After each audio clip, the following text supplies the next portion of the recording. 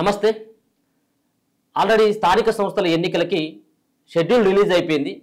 ఒక పక్కన కోర్టుల పరిధిలో ఉన్నటువంటి అంశం. సో కోర్టులు మరి ఇందాకే సుప్రీంకోర్టు సైతం కూడా హైకోర్టులో కేసు ఉండగా సుప్రీంకోర్టుకు రావాల్సినటువంటి అవసరం లేదు, అది హైకోర్టులో తేల్చుకోండి అని చెప్పేసి కూడా కాసేపటి క్రితమే సుప్రీంకోర్టు చెప్పినటువంటి పరిస్థితి. సో ఒక పక్కన ఎన్నికలకి అన్ని పార్టీలు సంసిద్ధమవుతా ఉన్నాయి, అస్త్రశస్త్రాలు సిద్ధం చేసుకుంటున్నటువంటి ఈ తరుణంలో నిన్న బీజేపీ పార్టీ స్టేట్ ఆఫీసులో జరిగినటువంటి పదాధికారుల సంబంధించినటువంటి మీటింగ్లో ఎంపీ కొండ విశ్వేశ్వరరెడ్డి, ఎమ్మెల్యే కాటిపల్లి వెంకటరామరెడ్డి, సో వీళ్ళిద్దరు కొన్ని అక్కడ లోకల్లో జరుగుతున్నటువంటి పరిస్థితులు, సో ఇట్లయితే పార్టీ కష్టం, ఎమ్మెల్యేలతోటి ఎమ్మెల్యేలకు, ఎమ్మెల్యేలతోటి ఎంపీలకు అసలు సయోధ్య లేదు, సో ఇట్లయితే ఉంటే రానున్నటువంటి స్థానిక సంస్థల ఎన్నికలు జూబ్లీ హిల్స్ ఎన్నిక గెలవడం చాలా కష్టం అంటూ ఆ పార్టీకి సంబంధించిన ప్రెసిడెంట్ రామచంద్రరావు ముంగట్నే వాళ్ళ కొంత అసహనం వ్యక్తం చేయడం జరిగింది. సో ఈ వ్యాఖ్యలు ఒక పక్కన బీజేపీ సంబంధించిన క్యాడర్ని గందరగోళ పరిచేటువంటి పరిస్థితులు ఉన్నాయి. సో అసలు ఏం జరుగుతూ ఉన్నది బీజేపీ పార్టీలో? అసలు జూబ్లీ హిల్స్లో ఇప్పటివరకు ఒక పక్కన అభ్యర్థిని ఖరారు చేయలేదు, రానున్నటువంటి ఎంపీటీసీ జెడ్పీటీసీ ఎన్నికలకు ఏ విధంగా సంసిద్ధం అవుతా ఉన్నది. సో వాళ్ళ అసలు ప్రణాళిక ఏంటి? కేవలం 4 ఎమ్మెల్యేలు 4 ఎంపీలు గెలిస్తే మాత్రమే సరిపోతుందా? సో ఒకసారి మాట్లాడేటువంటి ప్రయత్నం చేద్దాం ఈ రెండు అంశాల పట్ల. మనతో పాటు బీజేపీ నాయకులు రాజా యాదవ్ గారితో. నమస్తే. సో నిన్న మీ పార్టీలోనే అంతర్గత కుమ్ములాటలు. సో గతంలో రాజా సింగ్ నుంచి మొదలు పెడితే రామచంద్రరావు అధ్యక్షుడైన తర్వాత చాలామంది అసహనం వ్యక్తం చేస్తూ ఉన్నారు. సో ఏంటో తెలియదు, ఎన్నికల సమయం దగ్గర పడ్డది, స్థానిక సంస్థల ఎన్నికలు, రానున్నటువంటిది జిహెచ్ఎంసీ సంబంధించినటువంటి ఎన్నికలు. సో ఈ కొట్లాట ఈ విధంగా కంటిన్యూ అవుతుంది. అసలు మీ ప్రణాళిక ఏంటి? నిజంగా క్షేత్రస్థాయిలో వాళ్ళిద్దరు మాట్లాడినటువంటి మాటలు ఖచ్చితంగా కూడా సమర్థించాల్సినటువంటి పరిస్థితి కనబడతా ఉంది. అంటే లోకల్లో కొంత క్యాడర్ వీక్గా ఉంది.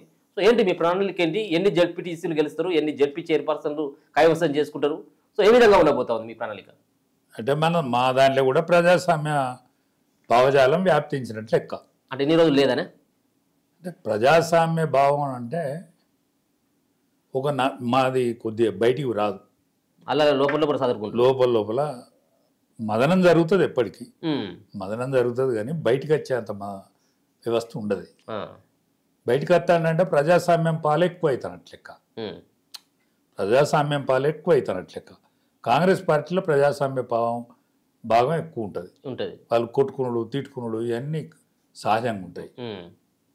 సరే, మా దానిలో మాటల కాడికి వచ్చిందంటే కొంత వ్యవస్థ చేజారిపోకుండా కాపాడుకునేటువంటి అవకాశం అయితే ఉన్నది నాయకత్వానికి.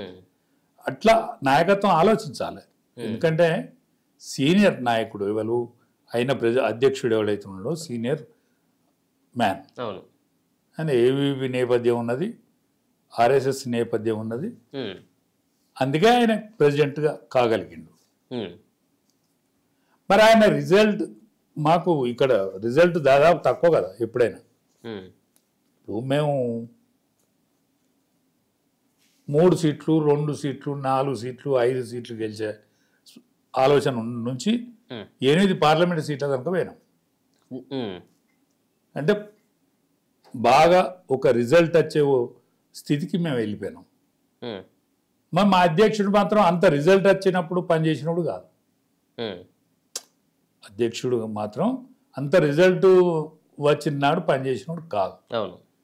ఎందుకంటే దేనికి ఇప్పుడు ప్రతిదానికి ఒక కొలుతు ఉంటుంది కదా, ప్రతిదానికి ఒక కొలుతు ఉంటుంది కదా. ఇప్పుడు పంట బండి విరగబూసే రోజు వచ్చినప్పుడు దానికి తగ్గట్టు సరంజామం ఉండాలి కదా.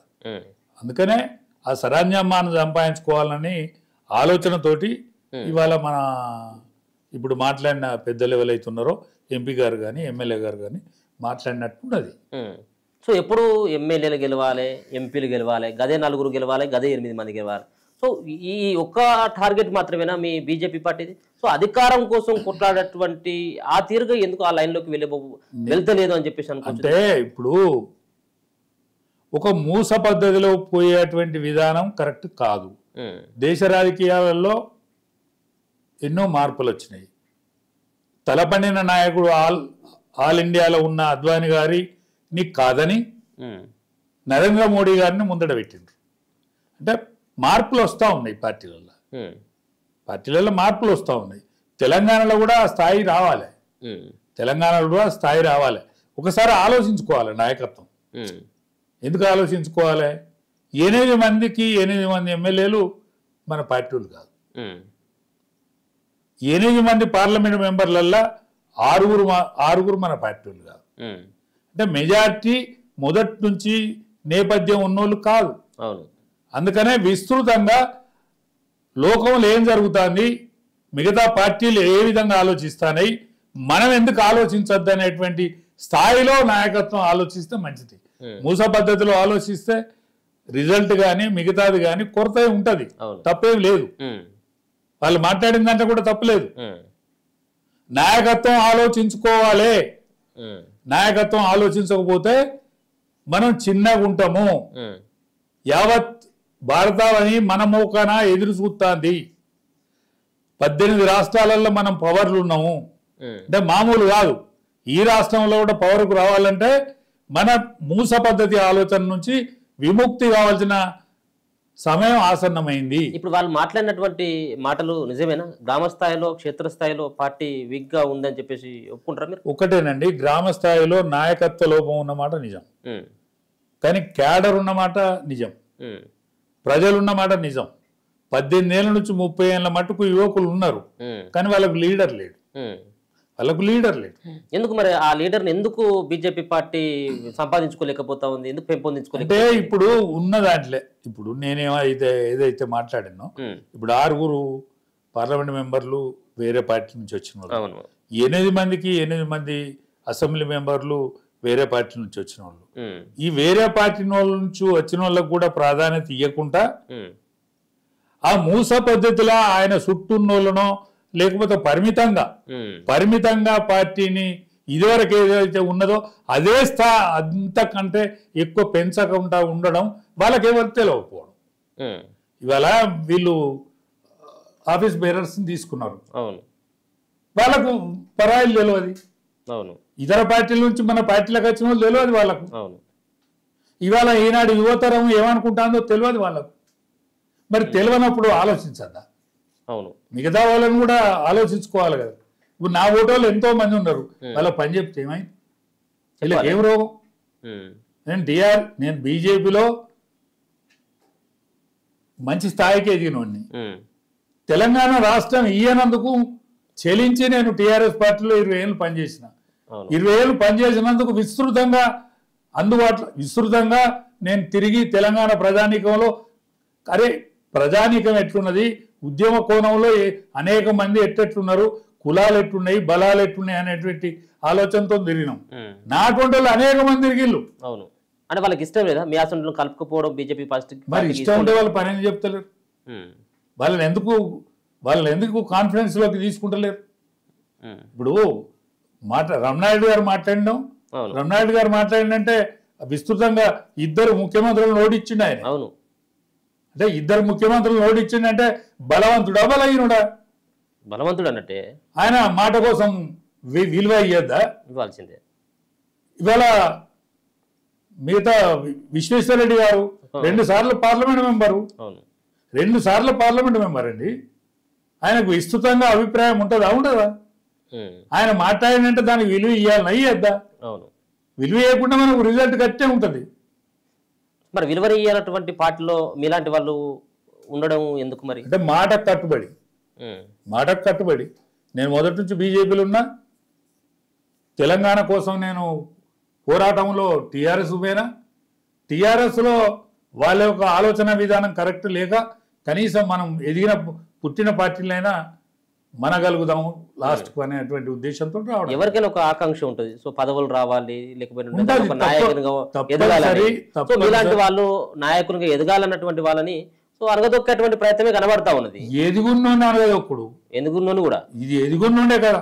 నన్ను వాళ్ళు పెంచాల్సిన అక్కర్లేదు. అవును, ఆల్రెడీ నేను పెరిగే ఉన్నా, అన్ని అనుభవాలు ఉన్నాయి.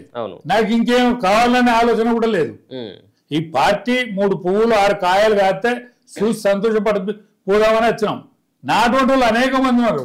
వాళ్ళకి ఎందుకు పని చెప్తలేరో మరి వీళ్ళ ఆలోచన పరిధి ఎందుకు దూరం జరుగుతలేదో తెలుస్తలేదు. సో ఇంకెన్నాళ్ళు ఆల్రెడీ ఇప్పుడు 65-70 సంవత్సరాలు మీలాంటి వాళ్ళు ఉన్నారు.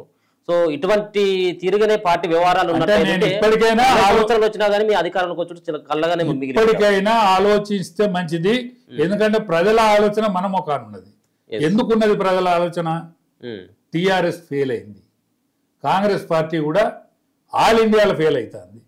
కాబట్టి ఈ అంది వచ్చిన అవకాశాన్ని మనం సద్వినియోగం చేయకపోతే దోషులం అవుతాము. అంది వచ్చిన అవకాశాన్ని సద్వినియోగం చేయకపోతే దోషులం అవుతాము. ఇవాళ మా రాష్ట్ర అధ్యక్షుడు ఎవరైతే ఉన్నారో ఆయనకు ఒక 3 ఏళ్ళ అవకాశం ఇచ్చింది పార్టీ. ఈ 3 ఏళ్లలో నిరూపణ చేసుకోవాలి. చేసుకోకపోతే ఈ పార్టీ అవకాశాన్ని ఇంకెవరు చేతిలో తీసుకుంటారు కదా, కేంద్ర పార్టీ కూడా ఊకోదు కదా. అందుకనే ఆలోచించుకోవాలని నా విజ్ఞప్తి. సో ఇప్పుడు రామచంద్రరావు గారి నేతృత్వంలోనే బీజేపీ పార్టీ స్థానిక ఎన్నికలకు పోతుంది. సో ఆయన 17 జెడ్పీ చైర్పర్సన్లను గెలవాలి అనేది నిన్న ఒక ఎందుకు మొత్తం ఎందుకు గెలవద్దు అంటే మీ పార్టీ బలం అంతే 17కు పరిమితంగా బలం ఉన్నదని అంచనా ఉండొచ్చు. అయినా నిజాయితీగానే చెప్పిండి అనుకుందాం. ఉందా మీద వరంగల్ నిజాయితీగానే చెప్పిండి అనుకుందాం. ఓకే, నిజాయితీగానే చెప్పిండి అనుకుందాం. కానీ మనము రాజు కావాలనుకుంటే బంట నైతం. మొత్తం గెలవాలనేటువంటి ఆకాంక్ష ఉంటే మనం మన ఒక అద్దు వరకు చేరుకునేటువంటి అవకాశం ఉంటుంది. కానీ యువకులలో మంచి చురుగ్గా మన పార్టీ ఎడలను అయితే భావజాలం ఉన్నది. నేను ఎందుకంటే గ్రామాలు తిరుగుతాను కదా, మన ఎడల మంచి అభిప్రాయంతో ఉన్నారు, చాలా మంచి అభిప్రాయంతో ఉన్నారు. వరంగల్ మీది, సో గ్రామీణ ప్రాంతం సంబంధించిన అదంతా సో ఎట్లా ఉంది? మా దగ్గర కూడా మొన్న మీటింగ్ పెట్టడం జరిగింది. మా పరకాల కాన్స్టిట్యున్సీ మీటింగ్ వెళ్తే నేను పోయినా, కానీ నాకే బాధ్యత తప్పచెప్పినా చేస్తా అని చెప్పడం జరిగింది. అనేక మంది కూడా అట్లా వ్యక్తం చేసిండ్రు. కానీ పరిస్థితి ఏంటంటే లీడర్ టీఆర్ఎస్ కున్నాడు, కానీ అది వెలిసిపోయినది, రంగు వెలిసిపోయినది. ఓకే, ఇప్పుడు వాళ్ళు ఏదో ఇది పట్టుకొచ్చింది కదా రిజర్వేషన్. ఆ రిజర్వేషన్ అయితే పొడిగేలేదు, అది అంతే వెళ్ళదని ఆయన కూడా ఎరికే, ముఖ్యమంత్రి కూడా ఎరికే. ఇది పొడిగెళ్ళేది కాదు, సచ్చేది కాదు. కానీ నేను బీసీల కోసం తలడిచ్చినట్టు ఉండాలి, అది ఫెయిల్ అయినట్టు ఉండాలి. మీ సంబంధించిన మీ పార్టీ ఎంపీ అయినటువంటి ఈటెల రాజేందర్ గారు ఒక స్టేట్మెంట్ ఇచ్చిండు. సో మీరు ఇంతకుముందు బీసీ రిజర్వేషన్ అన్నారు కాబట్టి చెప్తున్నారు. సో ఏదైతే కోర్టులో వేసిన తర్వాత, జీవో ఇచ్చిన తర్వాత, వాళ్ళు దాన్ని సవాల్ చేస్తూ ఒక రెడ్డి వ్యక్తి కోర్టుకు పోయిన తర్వాత ఒక మాట చెప్పిండు, ఎన్నికల షెడ్యూల్ వచ్చిన తర్వాత ఈటెల రాజేందర్ గారు ఇమ్మీడియట్గా. సో ఎన్నికలలో ఎవరు కూడా పోటీ చేయకండి, పైసలు వేస్ట్ చేసుకోకండి, ఈ జీవో నిలిచేది కాదు, ఈ ఎన్నికలు అయ్యేది కాదు, ఒకవేళ అయినా కానీ మీరు పోటీ చేయకూడదు, ఏ క్షణమైనా కానీ కొట్టుడు పోతుందని చెప్పేసి ఈటెల రాజేందర్ గారు చెప్తా ఉన్నారు. సో నిజంగా అటువంటి పరిస్థితి ఉంటుందంటారు? ఇవాళ సుప్రీంకోర్టులో ఏమైంది? హైకోర్టులో తెలుసుకున్నా అని చెప్పింది. అంటే సుప్రీంకోర్టు ఏమని చెప్పినట్టు? సుప్రీంకోర్టు అదే హైకోర్టులో ఉండగా హైకోర్టు 8వ తారీఖు నాడు అది కూడా చెప్తుంది. అవును, ఇప్పుడు వీళ్ళు రిజర్వేషన్ శాతం ఎంత ఉండాలి, అందులో ముస్లింలను కలిపిల్లు కదా, ముస్లింలను కలిపినాక ఇది సక్సెస్ అయిద్దా? మత ప్రాతిపదికన, అంటే ముస్లింలకు నేను విరుద్ధంగా అంటలేను, మత ప్రాతిపదికమైనటువంటి రిజర్వేషన్స్ కోర్టులో ఒప్పుకోవు. వీళ్ళు అది తెలిసే రేవంత్ రెడ్డి ముస్లింలను ఆయన కలిపిండు, దాన్ని 42% అన్నాడు. నేను బీసీలను ఉద్ధరిస్తా, కంకణం కట్టుకున్నా అన్నాడు. ఆ కంకణం ఇచ్చుకపోయింది. ఇక్కడ మన సుప్రీంకోర్టులో అయితే ఇచ్చుకపోయింది. మరి హైకోర్టు ఏం చేస్తుందో తెలియదు. 8వ తారీఖు దగ్గర పడదు కదా, ఎల్లుండే కదా, ఎల్లుండే అది ఆయనతో తెలుస్తుంది. ఇక్కడ ఉన్నటువంటి ఏదైతే బిల్లు సంబంధించింది గవర్నర్ దగ్గర ఆగిపోయినటువంటి బిల్లు పైన, ఆ బిల్లు పైన గవర్నర్ సంతకం అనేది పెట్టలేదు. దాని తర్వాత జీవో. సో ఇది బీజేపీ పార్టీలో ఉండేటువంటి వ్యవహారం ఇదంతా కూడా. సో గవర్నర్ని ఒప్పియకుండా అక్కడేమో 9th షెడ్యూల్లో పెట్టకుండా బీజేపీ పార్టీ అడ్డుకున్నది, ఈ గవర్నర్ తోటి సంతకం పెట్టేయకుండా ఇక్కడ బీజేపీ పార్టీ అడ్డుకుంటా ఉన్నది. సో ఎందుకు గవర్నర్ని బీజేపీ పార్టీ వాళ్ళు ఎందుకు కలవట్లేదు అంటే ఏం సమాధానం చెప్తారు మీరు? ఒకటేనండి, బీజేపీ పార్టీ ఎడ్డిగా గుడ్డిగా కలిసి గవర్నర్ సంతకం పెట్టమని అన్నది. ఎందుకంటే గవర్నర్కి అన్ని తెలుసు కదా, ఇది కోర్టు పోయిన తర్వాత ఇది నిలిచేది కాదు, నేను సంతకం పెట్టుడు ఎందుకనే కదా గవర్నర్ ఆపింది. నేను సంతకం పెట్టుడు ఎట్లా అనే కదా గవర్నర్.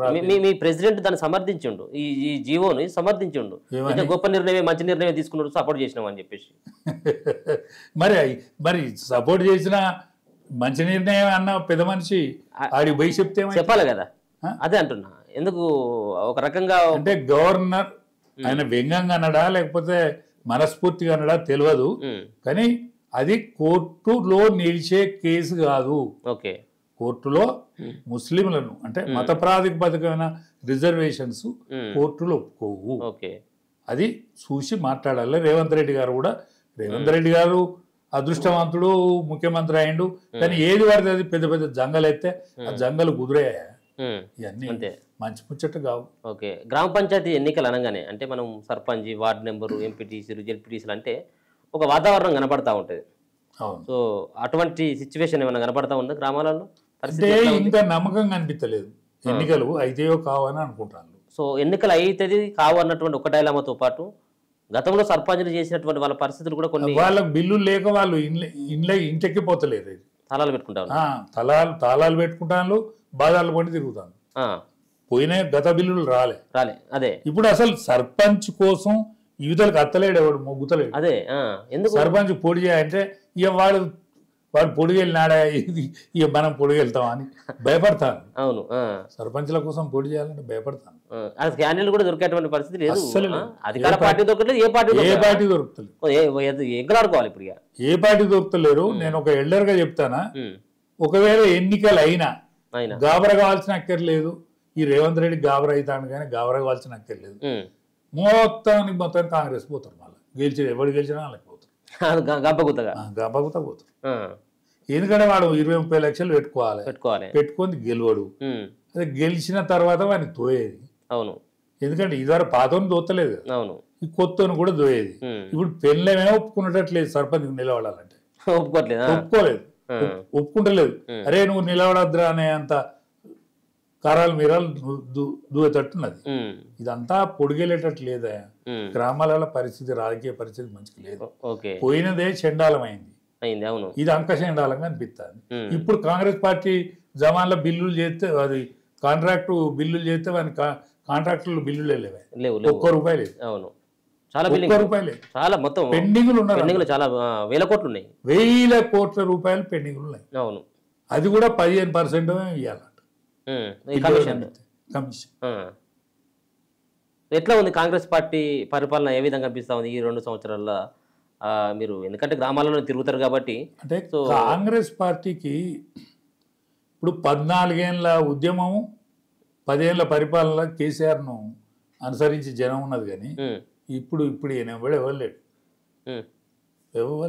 అంతే. ఎందుకు అంత తొందరలోనే ఆ విధమైనటువంటి డౌన్ఫాల్ అయింది? ఎందుకంటే ఆల్ ఇండియాలో వాళ్ళ నాయకుడు డౌన్ఫాల్ అయింది. ఇంకా చిదంబరం లాంటి వాళ్ళు పాత తప్పులను అంతా ఎంకులాడతాను. అంటే వాళ్ళు గతంలో మేము ఈ పొరపాటు చేసినామని వాళ్ళు ఎంకులాడతాను. అంటే పార్టీకి నీకు నడుము ఎట్లా, వెన్నుపూస ఎట్లా నిలబడుతుంది? తప్పుల మీద తప్పులు కనిపిస్తా అంటే వెన్నుపూస నిలబడదు కదా, కష్టం కదా, చాలా కష్టం కదా. ఇలా మనం మా వెంకయ్యనాయుడు పోయి చెప్పిండు, ఏంది గతం ఇది ఎన్టీ రామారావు కాలంలో ఎట్లయింది, ఎన్టీ రామారావు చరిత్ర ఎటువంటిది గొప్పది, ఎన్టీ రామారావు చరిత్ర గొప్పది అని చెప్పిండు. ఇప్పుడు మన రామోజీరావు చరిత్ర గురించి చెప్పిండు. మా కేసీఆర్ అన్న 1,00,000 నాగాలు కట్టి దుంతాను అన్నాడు రామం ఫిలిం సిటీని. మరి ఆయన ఎందుకు బంద్ అయిండో తెలియదు. 1,00,000 నాగం ఈయన బంద్ అయిండు. ఆయన చరిత్ర చెప్తాడు. ఏది నాయుడు గారు ఎన్టీ రామారావు చరిత్ర చెప్తాడు, ఎన్టీ రామారావు యొక్క గొప్పతనాన్ని చెప్తాడు. ఆనాడు ప్రజాస్వామ్య పరిరక్షణ గురించి చెప్తాడు మా నాయుడు గారు. ప్రజాస్వామ్య పరిరక్షణ నేను జయపాల్ రెడ్డి గారు ఒక తీరుగా చేసినాం, మా చంద్రబాబు నాయుడు ఒక తీరుగా చదివిండు, ఇదంతా చెప్తాడు వేదికలెక్కి. మరి తెలంగాణ ముచ్చట చెప్తలేడు. తెలంగాణ ముచ్చట కూడా చెప్పాలి కదా. తెలంగాణ సాధనకి ఇట్లా జరిగింది, సుష్మా స్వరాజ్ గారు పార్లమెంట్లో వాదించిండ్రు, నేను రాజ్యసభలో మాట్లాడిన నేను 7 మండలాలు దత్త మండలాలు నేను ఆంధ్రాకు తీసుకువచ్చిన, వాళ్ళకు చెప్తే అయిపోవద్దు కదా. ఆయన వేయింది అక్కడికే మీటింగ్. వీళ్ళు చరిత్రకారులు, వీళ్ళు చరిత్ర నిర్మాణం చేసేటోళ్ళు. ఆయన ఉపరాష్ట్రపతికి ఎదిగిండు. ఇటువంటి వాళ్ళకి ఇటువంటి పొరపాట్లు చేస్తా అంటే చరిత్ర మీ ఎడల ఎట్లా చూస్తుంది? వారి తరాలు మిమ్మల్ని ఎట్లా చూస్తాయి? నేను భావితరాలు వినాలని చెప్తానండి. అవునులే. నేను బీజేపీలో ఉండి వెంకయ్యనాయుడు గురించి మాట్లాడద్దు, ఎందుకంటే వెంకయ్యనాయుడు గురించి మాట్లాడితే ఇప్పుడు మా నాయకులు నన్ను అంటరా అని వాళ్ళు చదువుతారు. చూసినా మంచిదే, కానీ ఒక నిజం తెలవాలి ఎప్పుడైనా. ఆయన ఎన్టీ రామారావు గురించి మాట్లాడతాడండి. ఉపరాష్ట్రపతి ఎన్టీ రామారావు చేయబెట్టండా, బీజేపీ చేయబెట్టండా? పార్టీ చేయబట్టి బీజేపీ. ఆయన ఆనాడు ఎటువంటి వ్యవస్థ చేసిండు, ఆనాడు ప్రజాస్వామ్యాన్ని పరిరక్షించినందుకు రామోజీరావు సేవ ఎంత గొప్పదని చెప్పిండు. చెప్పచ్చునా? నిన్న కాక మొన్న ఎక్కడో ఆమె నోరు మోయించిన అని చెప్తాను. ఎన్టీ రామారావు రెండో భార్య ఉన్నది కదా, లక్ష్మీపార్వతి, నోరు మోయించిండు. ఇటువంటి పనులను చేయొచ్చు, కానీ నీ నోరు నా అటువంటి మోయించద్దా? నువ్వు కూడా చెప్పు తెలంగాణకి ఏమన్యాయం చేసినావు. నీ వల్లనే కదా తెలంగాణ ఆగింది. 4 రాష్ట్రాలు అయినాడు, 3 రాష్ట్రాలు అయినాడు, 4వ రాష్ట్రం కాకుండా చేసింది మీరే కదా. 1200 బలిదానాలు మీ వల్లనే అయినాయి కదా.